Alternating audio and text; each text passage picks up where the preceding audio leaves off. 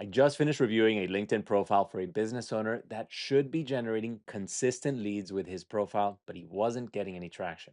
And here's what I found. It was the exact same problems I see over and over again that destroy the chances for businesses and founders to use LinkedIn to generate clients and results. And the reason behind it is simple. You've seen your profile so much that you stop seeing what's wrong with it because it just looks the same to you. There's a real psychology behind why profiles fail, and most people completely overlook this. So, in this video, I'm going to show you the revisions that I personally recommend for our private clients to help their profiles to start converting. And by the way, if we just met, my name is Diego Barrera, and I've helped hundreds of business owners to turn LinkedIn into a client generation machine. Today, I'm going to give you exclusive behind the scenes access to a real client's review to show you the fixes that we would actually make in a profile so you can apply them in your world. So we're going to start with number one, your banner. And let's talk about the principle here, which is the purpose of the banner is to let people know that they're in the right room, right? They need to know immediately if they can work with you. And if those three words, Jose Francisco Creative, don't do that, then what we're doing is it has a cost because it's actually the most expensive real estate in your entire business when your initial outbound comes from LinkedIn.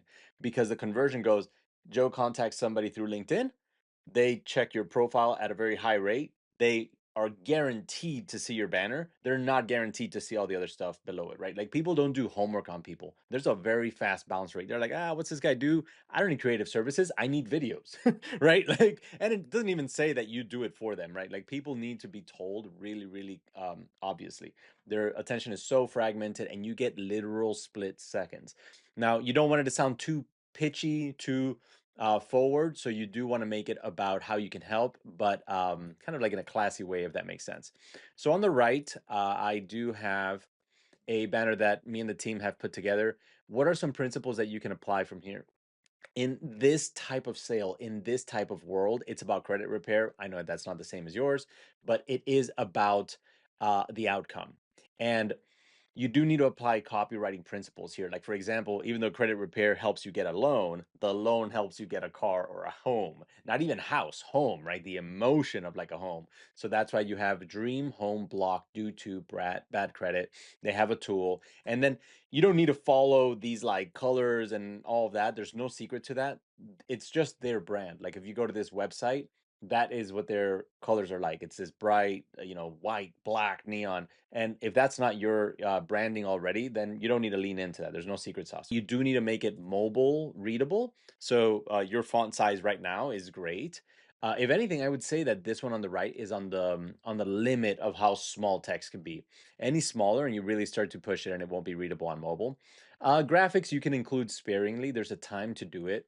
But really, we're going for clear, not clever, and people should know what it is that you do. So on the right, you're like, oh, this dude's gonna help me get a house with my credit fixed. Like I don't even need to read his profile, right? So all that to say, let's not make your brand name, your business name, the number one thing, and let's make informing them the number one thing. Let's move on to your profile photo. Yours is already a 9 out of 10, 9.9 out of 10. Why? It shows you speaking. It shows you kind of looking like the artiste. You do have a friendly, approachable face. You're breaking one of the rules, which is you're kind of like looking off to the side, but that's totally cool. Honestly, it has a nice soft tone. It actually complements your banner. I would flip it to the right just so that your profile is kind of like looking, your picture's looking to the right slightly. All right, moving on to your headline. And why we're focusing so much on the top part of your profile is that it's what people are guaranteed to read. They're not guaranteed to read this, I'm going to scroll all the way to the bottom. They're not guaranteed to read this. So weight a lot more, right? Like heavier weighting towards the top because that's the hook. And if you've heard David Ogilvy saying that, the hook is where you want to invest all of your budget because I forgot the ratio, but it's 70 or 80% of your budget, marketing budget, so to speak, is spent on the hook, and your banner and your headline are the hook to your business. So you'll notice that you have a very character inefficient name here. So it's founder, doesn't inform anyone of what you do, what they get, and if they want to work with you, and creative director. Believe it or not, that's squishy language that people just don't understand. What you want to do is shove to the start here without sounding too pitchy. you do want to sound like, Here's what we help you with." For example, over here with Cody's, rebuild your credit, buy your next home or car guaranteed. And that's their whole offer. Yes, this is like very sales forward, so you may want to like tone down the sales breath. This kind of approach works in a more transactional sale. Your world is actually pretty transactional. It's like, hey, pay me, I make videos. Like it's very straightforward. It's not like life coaching or like, like digital transformation, right? It's very transactional. So you actually don't need this massive relationship to just get a sale. So you can be on the closer side. It could be like, I make videos that don't suck for businesses that don't suck, right? Like it literally could be that simple. And then if you've got credibility, what's the difference between proof and credibility? Proof is evidence of people you've helped, and credibility are associations or like brand that rubs off on you. So if you went to Harvard, you tell people you went to Harvard, they're like, I'm going to work with this guy because he went to Harvard. But if you have helped um, 1,000 businesses edit 10,000 videos, it doesn't even matter if you went to Harvard. And if you went to Harvard and you've edited 10,000 videos for 1,000 businesses, and you say both, people are like, all right, clearly this person's the winner. So proof is countable, measurable numbers that you've provided for customers. And credibility can be like as seen on Fox, as seen on Forbes, as seen on CNN, as seen on any medium, or former, the company you worked at, if that company name is Monster. And then keep it light, bring it human, not too serious. Don't like, don't be a robot. Show people who you are. Like with Cody, you can't take this away from him. He's a dirt track racing fan by night. Not a lot of people are, and he freaking loves it. For me, I'm a pilot. For somebody on my team, they spent like 12 days in the Himalayas. Amazing, right? Like how cool is that? So like lead with who you are, what you love, be a little funny, be a little like, just don't take it too serious. That's your headline. Here's some random ones. Don't just copy and paste it, but it's just some different styles. I shoot and edit videos that don't suck, or I make videos that don't suck for companies that don't suck. I can edit your videos that to get you noticed, right? This is more on the outcome, get you noticed. And even that is a little squishy, right? It could be like, get you more subscribers, get you for your sales kickoff, whatever the outcome that they want, try to make it as tangible as possible, but also try not to pigeonhole yourself as just like the guy who makes promos only. Moving on, bio, tell a story. That's the biggest part. So, storyteller, it should be natural. Let's look at Cody's. This is one that we helped him craft. This was on the serious side, but what I would say is show your personality and follow this format. Hook, problem, agitate that problem, like, and why you care about it, and then how you solve it, and then give them something to do, drive them somewhere. So in Cody's world, again, this is all real story. We didn't like force it. This is just who he is. He's like, I used to be a mortgage officer. Seeing good people get denied over and over honestly took a chunk out of me each time. He said that one day in just in conversation. And it's the real talk, right? And you could tell this is something ChatGPT would never be able to write because it would, unless you told it to like imagine and start lying and making up facts, it wouldn't speak from the frame of I, tell a story. And then he comes in with, it's not just toys. For many, it was a home. And now we're hitting that emotional aspect. And honestly, like as soon as I start reading yours, it has what I call resume breath. It's a menu of, resume breath stuff like creative and results driven. I'm like, my eyes have already rolled to the back of my head. I literally can't read this. I'm not trying to be rude. It's just like I immediately check out because I'm disinterested. I'm bored. There's so much dopamine flooding my brain from social media and my phone and alerts that like some things have to like hook and grab me. And now this is kind of like a second hook. I decided to stop waiting on the sidelines as that happened. You don't need to do that. It's just our style. So in 2025, I went all in on helping people who are now problem, right? Who are stuck trying to buy a home or a car but can't due to a low credit score. And then we help people build their credit scores, right? So why you care, what you do, um, and then give them a call to action. Now, in your world, in his world, a phone number and an email is really appropriate because of who his ideal client is. In your world, do what's right for you and or what you prefer. You don't have the data until you run the volume. But like we got to use a little what is it? CFS, which is common F and sense. for what does your buyer likely want to do next that makes it most likely that they buy from you. I'm going to just go on a little tangent on skills. I don't like them. I don't think anybody's ever seen skills and been like, "Oh my god, I got to work with this person." And look at how much real estate they take here. And then if I scroll down and kind of skip ahead, look at the fact that in your experience, it's the biggest, boldest thing outside of the title of what you do and how much is repetitive. Social media marketing, branding, right? Like it makes the eyes go all over the place. So it's so repetitive that I honestly have a hot take here. Don't put skills, remove them, or really mute them because of how much extra reading it adds in here that doesn't really help you to convert. All right. Before we go from bio to content, featured, massive. So I have this screenshot from one of the LinkedIn's more established creators, and I love featured because it basically helps you pin to the top of your profile the thing that you want to guarantee people see. And in this case, he has a video, and there's a pro tip when you're adding a featured section item, which is, let me actually, Cody has one here too. Um, he has proof in his featured. Notice that it isn't something to watch or do. And that was like the best thing that we could find for Cody.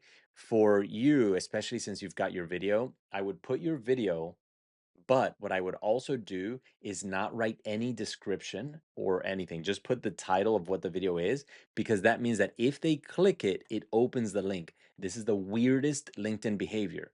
If you put a title and a description, when you click it, instead of playing the video, it pops up so that you can read the description. And then you have to click a second time to get that video to play. And it's just less likely for people to click, read, click than it is for them to be like, oh, what is this? Click. So one other thing that you could do when it's a video is make it look like a video so people know like that their eyes just immediately go to a video. And you can um put a little like play button in like the thumbnail, and you are a video creative, figure it out. You got to do stuff to make that happen. That's fine. Just figure out what it takes. Now let's talk about post and content strategy. I love your pace, so keep going on pace. That's pretty strong. I would love to see it multiple times a week, but at least it looks like you're close to one a week. I would mute reposting other people, because then it would have to be like super helpful, like very, very sparingly. Under 5% of your post should be a repost. I don't know how much you're doing it, but it's like the second post here. And then, second of all, I noticed that you are reposting from your business, and stop posting as the business and then reposting it as you. Invert it, because I think when we checked your business, it was like 20 followers, and you have, I think, 1,000 followers. So if you see it, like your business is like maybe going to like a cold audience and like those 10 or 20 people, whereas your profile has already got so many more people. And a counterintuitive aspect is that think of concentric circles, where like it shows it to a percentage of your followers, so you're already guaranteed to get more views off of that alone. And then, sorry, of your connections. Then it goes to your followers, and then it just goes to like the cold, wild internet.